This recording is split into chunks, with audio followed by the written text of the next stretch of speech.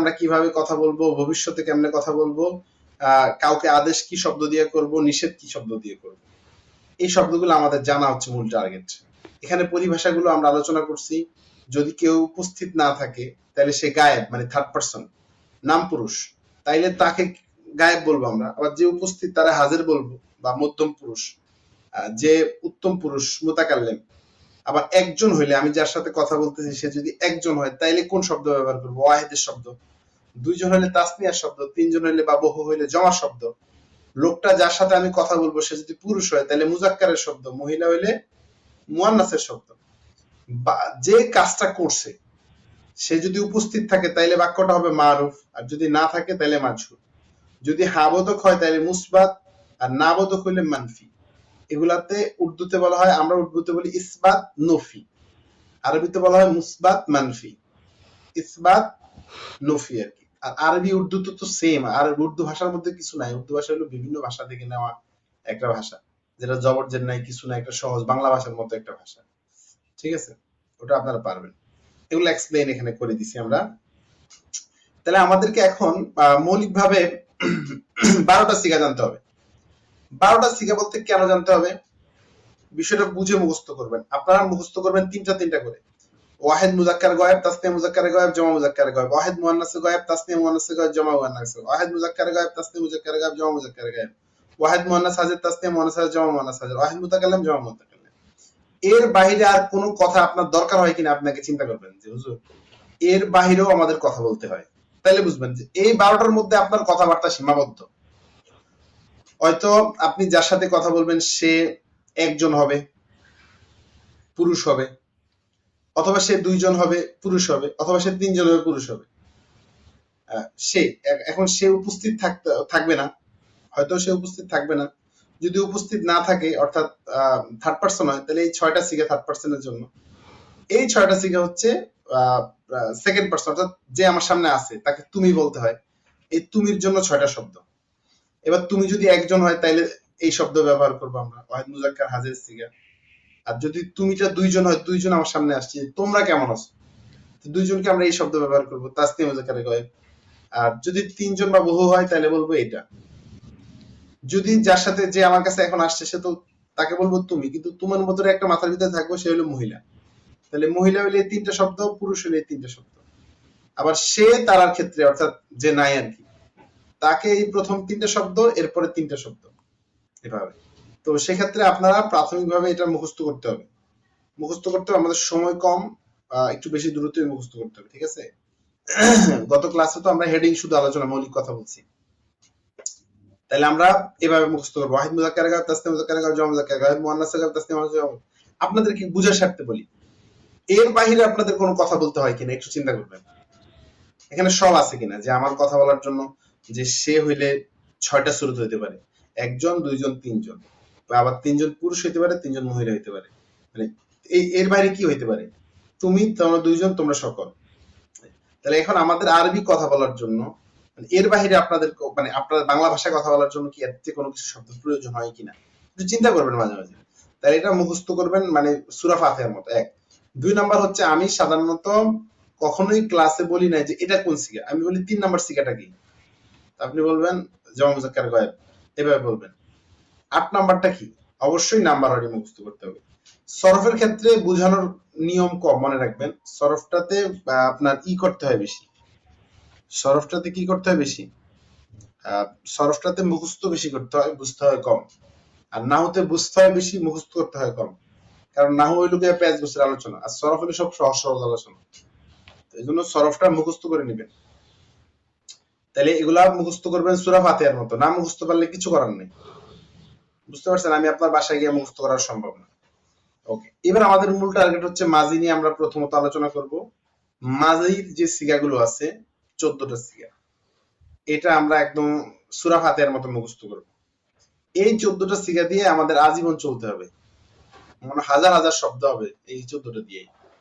এটাতে ফালা দেওয়া, আরেকটাতে দরাবা, আরেকটা নাসারা, আরেকটা ফাতাহা, একটা দেওয়া থাকবে। এখন আসেন, আমরা কি বলে এটা মুখস্থ করে নিতে পারি আমরা।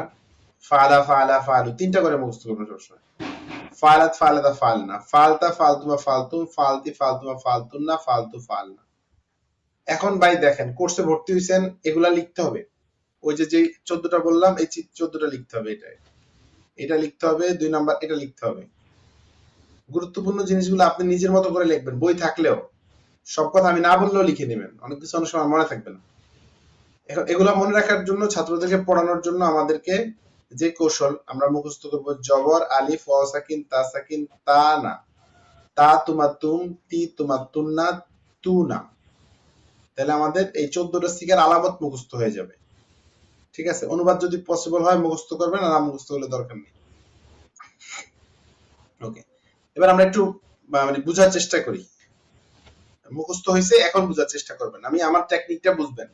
এখন আপনি বলবো হুজুর আমার তো সময় নাই, সারাদিন ব্যস্ত থাকি, কিছু করার নেই আমার। যেটা মুখস্থ করতে হবে, যেটা আমি আপনাকে কি কনসিডার করবো বলেন? যেটা মুখস্থের বিষয় সেখানে আমার কোনো হাত নাই। এই 14টা সিগা আপনার মুখস্থ ঠোঁটস্থ থাকতে হবে, এবং নাম্বার ওয়ারি বলতে হবে যে কয় নাম্বার বললাম। যদি আমি বলি 5 নাম্বার, তাহলে আপনার বুঝতে হবে যে এখানে কি 2 জন মহিলা অনুপস্থিত, অর্থাৎ গায়েব। এইভাবে আপনার মাথায় সেভ হয়ে যেতে হবে সাথে সাথে। তো আমরা এটা বোঝানোর জন্য এই চার্টটা লিখতে হবে। যা বলি এগুলো ক্লাসে মনে রাখবেন, বারবার বলে দেবেন আবার কি লেখা দিছি, লিখবেন। যদি বেশি বুঝেন যে না আমি তো সব পারি, আমার লেখার দরকার নেই, তাহলে আপনি সব নিয়ে থাকেন। দেখেন, তাহলে আমরা প্রথম যে 3টা, এটা হচ্ছে 1 2 3, এটা দেখবেন খুব সুন্দর সিস্টেম কিন্তু সাজানো সিস্টেমটা। আবার 1 2 3, 1 2 3, 1 2 3 আর 1 সকল। অর্থাৎ একজন হইলে আপনি এটা এই শব্দ ব্যবহার করবেন। সে একজনটা অনুপস্থিত হইতে হবে, গায়েব হইতে হবে।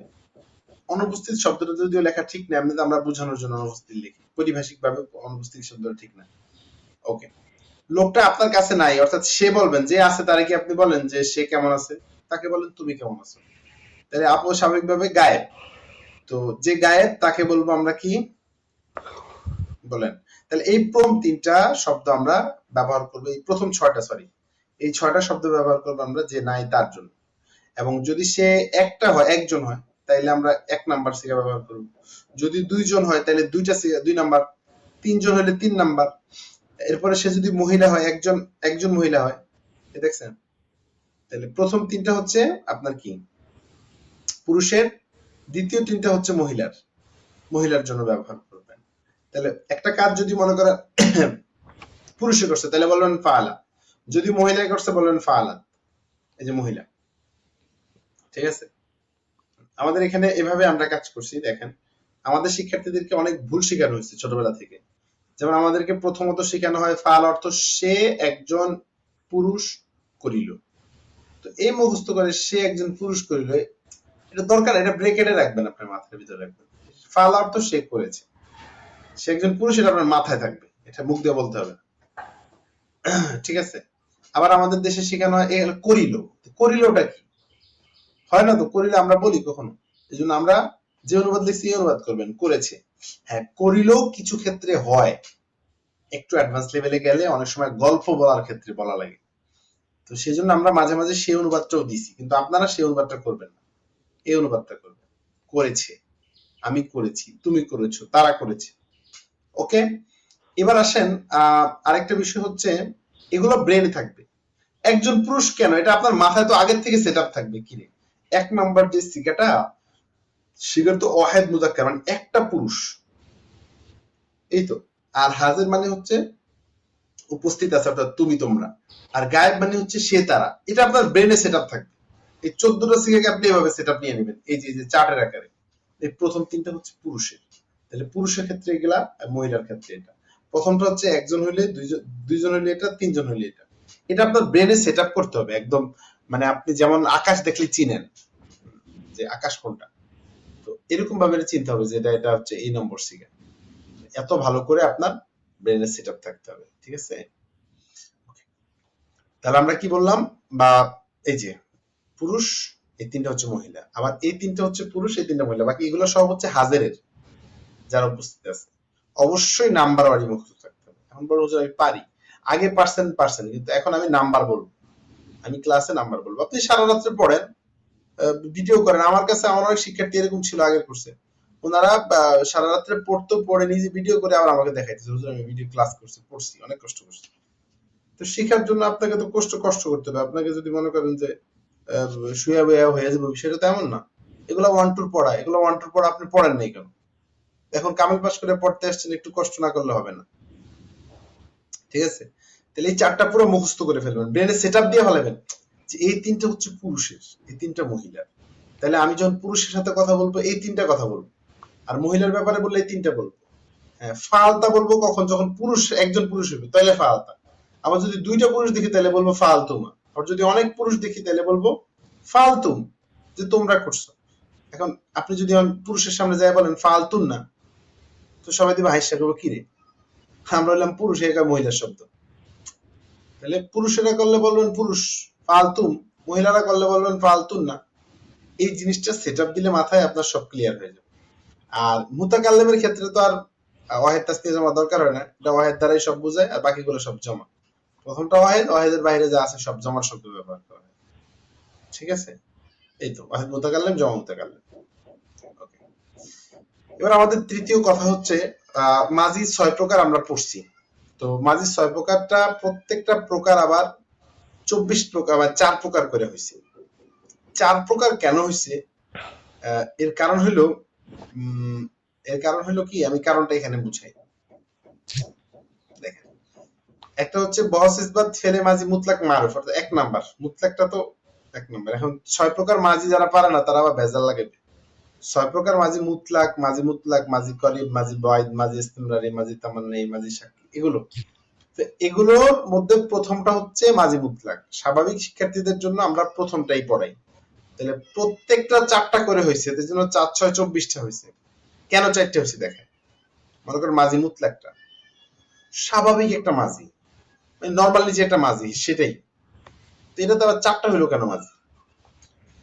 যদি এটা ইসবাত হয়, মানে হাবোদক হয় মাজিটা, যেমন আমি সে করেছে বা সে সাহায্য করেছে, হাবোদক।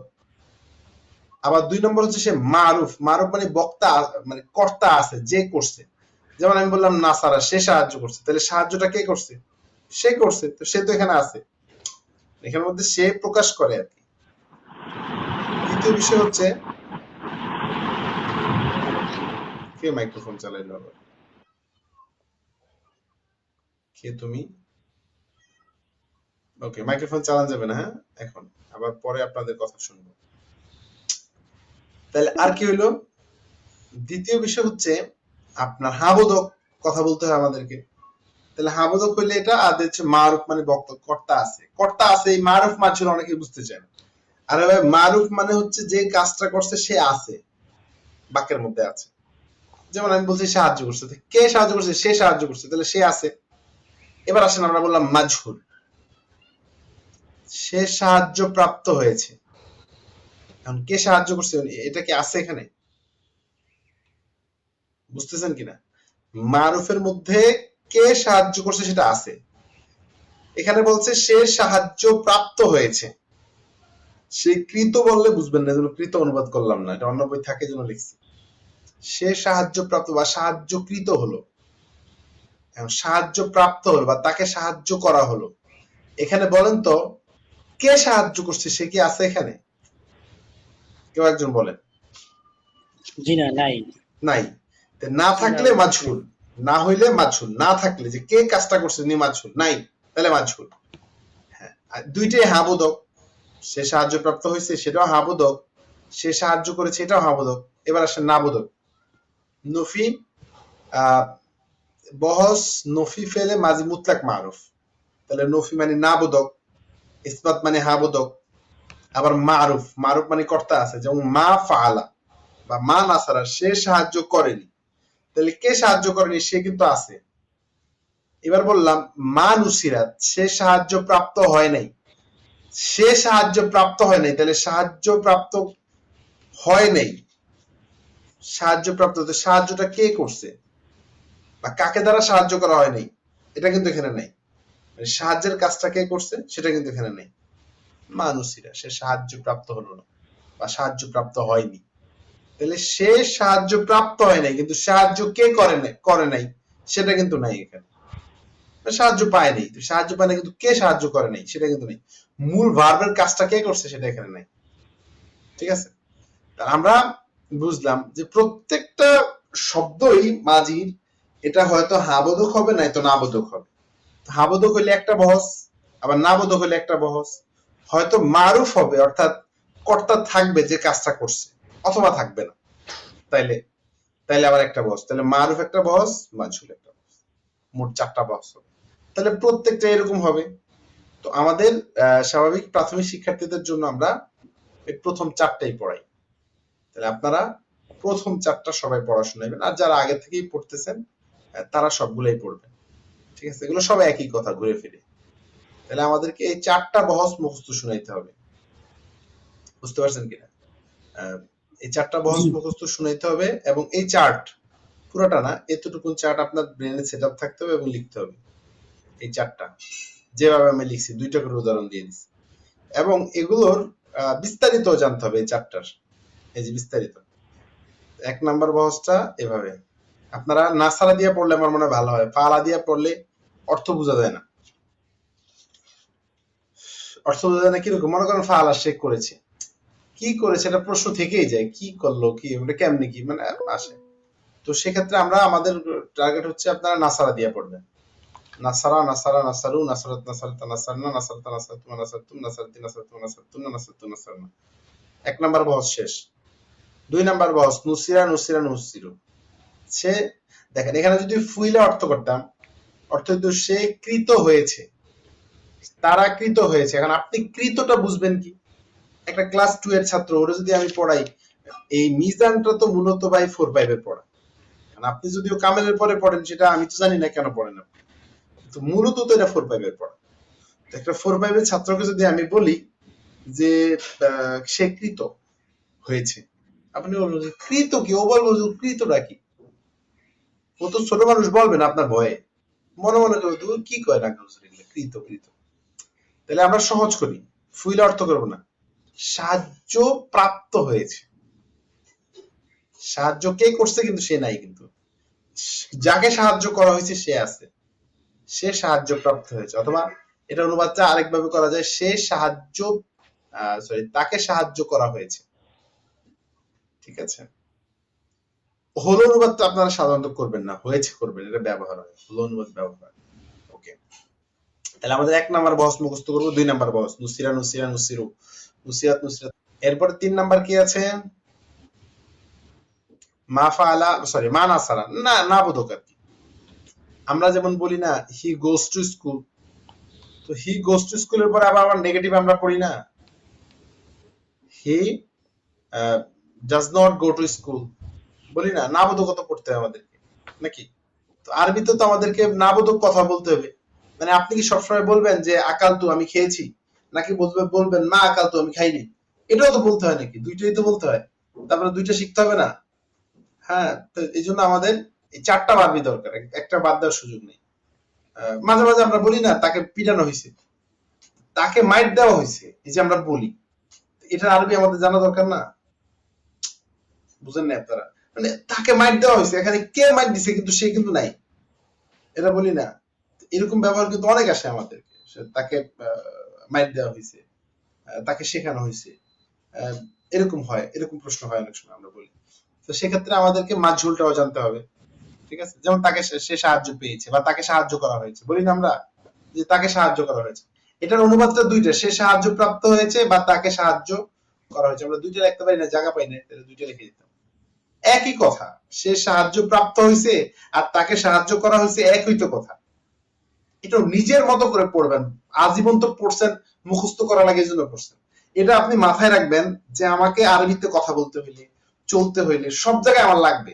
আমি প্রথম ক্লাসে আপনাদেরকে বলছি, এমন কিছু পড়াবো না যেটা আপনার দরকার নেই, শুধু আপনি বলবেন যে হুজুর এটা কেন পড়ে লাভ, এমন ফাও জিনিস পড়াবো না, মুখস্থ করাই দিয়েছি, চালাই দিয়েছি, দরকার নেই।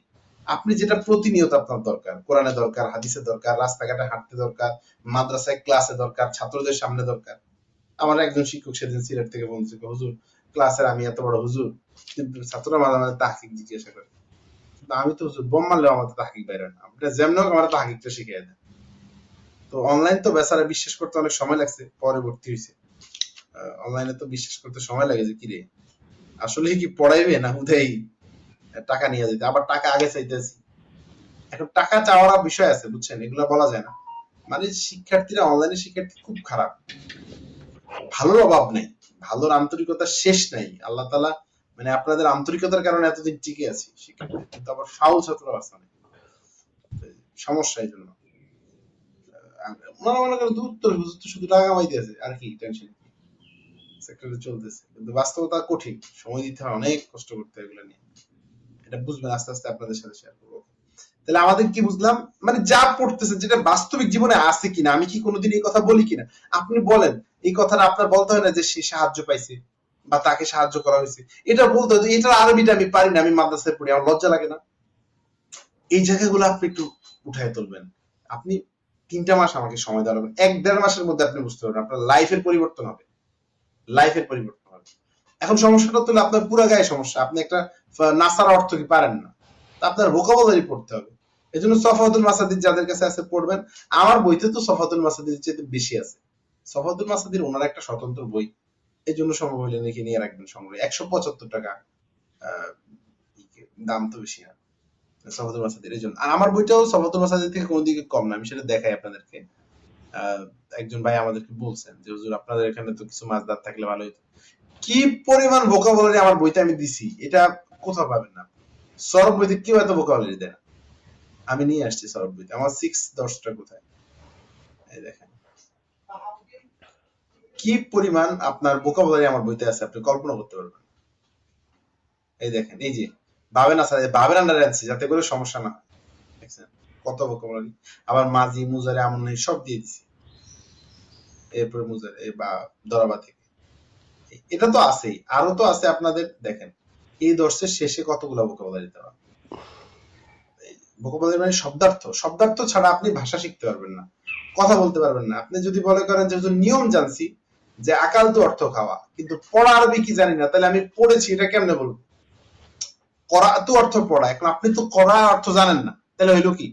এই জন্য আপনাকে অবশ্যই কি করতে হবে, শব্দার্থ জানতে হবে। এই যে দেখেন প্রচুর শব্দার্থ দিচ্ছি আপনাকে। এখন সময় কম, আমরা প্র্যাকটিস ক্লাস দিয়ে দেবো আপনাদেরকে। 1 নাম্বার প্র্যাকটিস, সিগার প্র্যাকটিস এবং মাজির প্র্যাকটিস, মাজিগুলা বের করার 2 নাম্বার হচ্ছে আপনাদেরকে, এটা থেকে আমি পরীক্ষা নেই, এটা হচ্ছে পরীক্ষার জন্য, কারণ এতগুলো তো মুখস্থ করা সম্ভব না। যারা পরীক্ষা ভালো করতে চায়, একদম অ্যাডভান্স লেভেলের কথা জানতে চায়, মানে মাঝি দিয়া কত কথা বলা যায়। রাশেদ প্রবেশ করেছে, আমি প্রবেশ করেছি, তুমি প্রবেশ করেছো, আয়েশা বের হয়েছে, সে বের হয়েছে, তুমি বের হয়েছো, আমি খেয়েছি, তুমি গিয়েছো, তুমি ধৈর্য ধরেছো। এভাবে আমরা দেখেন কতবার নিয়ে এসেছি। অর্থাৎ আপনি আপনি এবং পড়বেন শুধু বাংলা থেকে আরবি করবেন, কখনো আরবি থেকে বাংলা করবেন। ব্রেনের ভিতরে রাখবেন যে রাশেদ প্রবেশ করেছে, আরবিটা কি, তাহলে এটা থেকে আপনার ফায়দাটা বেশি হবে। এটা এই জন্য মুখস্থ করবেন, এটা আপনার ক্লাসের পড়া না। বলবেন হুজুর এত পড়া দেন আপনি, এটা হচ্ছে অ্যাডিশনাল, এটা পরীক্ষা আসবে, অ্যাডিশনাল হইলেও পরীক্ষা আসবে। এটা এটা মুখস্থ করলে আপনার জ্ঞান সমৃদ্ধ হবে। কিন্তু আপনি বলবেন হুজুর এগুলো তো মুখস্থ করতে অনেক সময় লাগে, আপনি আস্তে আস্তে করবেন, সামনে তো পড়ার চাপ কমায় দেবো। তারপরে মাঝে আমি ক্লাস প্রয়োজনে কিছু দিয়ে অফ রাখবো বা করবো, আপনার পড়া রিহার্সাল করার জন্য সিস্টেম করে দেবো। এবং আপনাদের সরফ তো মাত্র 2টা ক্লাস, লাইভ ক্লাস। তো যারা শুধু সরফ কোর্সে ভর্তি হয়েছেন, আপনারা সকাল থেকে রাত্র পর্যন্ত পড়বেন, অফিসে যাওয়ার সময় আমার বই নিয়ে যাবেন, আসার সময় বই নিয়ে আসবেন, সমস্যা কোথায়? কথা বুঝতে পারছেন? এই শব্দার্থগুলো একের A to Z মুখস্থ করবেন, এগুলো সবগুলা থেকে প্রশ্ন হবে।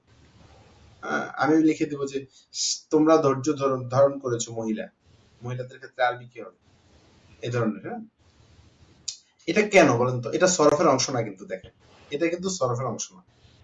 এটা হচ্ছে আপনার জ্ঞান সমৃদ্ধ করার জন্য, আপনাকে আরবিতে কথা বলার জন্য, আপনি যাতে করে যে কোনো আরবি আসলেই বাংলা করতে পারেন, যে কোনো বাংলা আসলে আরবি করতে পারেন, এই জন্য এগুলো করা। এই কাজটা কিন্তু সরফের সাথে সম্পর্ক। সরফ আপনাকে মাঝে শিখাইতে পারলে তো সরফ শেষ। তো এটা হচ্ছে আপনার জ্ঞান সমৃদ্ধির জন্য, ঠিক আছে? বারবার প্র্যাকটিস করবেন, একটা শব্দ যাতে, শুধু আমি বাংলা বলবো, আমি কখনো আরবি বলি না, আমার নিয়ম বলে দিই, বাংলা বললে আপনার যাতে আরবি চলে আসে, এরকম কনফিডেন্স লেভেল করতে হবে আপনাকে। কথা বুঝতে পারছেন? আর এরপরে প্র্যাকটিস গুলো আস্তে আস্তে করবেন। তাহলে আমাদের পড়া কিন্তু বেশি নেই, পড়াগুলো আমি যদি একবার রিপিট করে দিই আপনাকে, খেয়াল করেন, এগুলো বেসিক কথা, এগুলো দরকার নেই কোনো। মাঝি যদি 6 প্রকার মুখস্থ করতে পারেন করেন, এটা সবাই পারে, এটা ফালা ফালা দিস ওয়ানের ছাত্ররা পারে, এখন আপনারা না পারলে আমি কি করবো? পরিভাষাগুলো গত ক্লাসে ক্লিয়ার হওয়ার কথা, এখন আজকে আর দরকার নেই। এখন হচ্ছে আপনার এই 14টা সিগা মুখস্থ এবং লেখা, এই 14টা সিগার আলামত গুলা মুখস্থ এবং লেখা। এরপরে এটা এটা মনে রাখার কৌশলটা মুখস্থ করবেন এবং লিখবেন। আর 14টা 24টা বহস, মানে এগুলো পড়ায় এক পড়াই বারবার দিতেছি। 14টার মধ্যে 4টা, 24টা বহসের মধ্যে প্রথম 4টা বহস মুখস্থ এবং এই যে উদাহরণ সহ লিখবেন। আর সাথে সাথে যেটা করতে হবে সেটা হচ্ছে প্রত্যেকটারই সিগা মুখস্থ করতে হবে। যেমন নাসারা নাসারা নাসারু নাসাতা নাসানা, নুসিরা নুসিরা নুসিরা নুসিরা নুসিরা, মানাসারা মানাসারা, মানুসিরা মানুসিরা, এগুলা 14টা করে সবগুলাতে লাগবে। এই আর এডিশনাল পড়া যেটা, সেটা আপনার ব্যক্তিগত ব্যাপার, সেটা হলো আপনার এই ওয়ার্ড ভোকাবুলারি। ঠিক আছে? ওকে, এর পরের ক্লাসে আমরা প্র্যাকটিস ক্লাস দিয়ে দেবো আজকে আশা করি। এর পরের ক্লাসে আপনাদের কাছ থেকে আমরা নিজের থেকে, আপনারা কোরআন থেকে হাদিস থেকে মাজি বের করবেন। আপনারা একটু কয়টা প্র্যাকটিস ক্লাস দেখলে আরো ক্লিয়ার হয়ে যাবে, কোনো প্রবলেম থাকবে না। প্র্যাকটিস ক্লাসগুলো কয়েকবার দেখবেন, প্র্যাকটিস ক্লাস এখনো দেওয়া হয় না আপনাদেরকে। প্র্যাকটিস ক্লাস যখন দিব সেটা কয়েকবার দেখবেন, একবার না কিন্তু, বারবার বলে দিলাম। ঠিক আছে? আমাদের ক্লাসের টাইম মনে হয় শেষ। ঠিক আছে, আমরা আশা করি আপনাদেরকে বুঝাইতে পারছি। Stop sharing. ওকে, আমার মৌলিক কথাগুলো শেষ, আমি আশা করি বুঝাইতে পারছি। আপনারা আপনাদের মতো করে চেষ্টা করবেন। যারা গত কোর্সে ছিলেন তাদের জন্য এখন একটা সুযোগ এসেছে, মানে বারবার রিপিট করার জন্য, পড়াগুলো আয়ত্ত করার জন্য, কারোর সাথে বলার জন্য, কাউকে পড়ানোর জন্য। সুযোগ পাইলে কাউকে পড়াইবেন, কোনো প্রবলেম হলে তো আমি আছি, সাহস করে পড়া শুরু করে দেন, কোনো টেনশনের তো কিছু নেই। ওকে, তো আপনারা